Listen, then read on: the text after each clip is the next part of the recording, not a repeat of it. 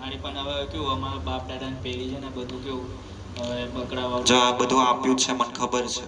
એટલે અસલમાં મશાની મેળીમાં લેતી નહીં પણ તમે આપ્યું છે. કારણ કે આ તો તમારી જે મશાની મેળીમાં ખરી ને એ મેં માનું છું કે આ ઉત્પન્ન કરેલી દેવી છે. ખબર પડે ને? આ ઉત્પન્ન કરેલી દેવી છે મને ખબર છે, પણ એને આપવાની જરૂર નહીં. એને ઘરની બહાર તમે બી શુદ્ધ રહો અને એને પણ શુદ્ધ પવિત્ર રાખો.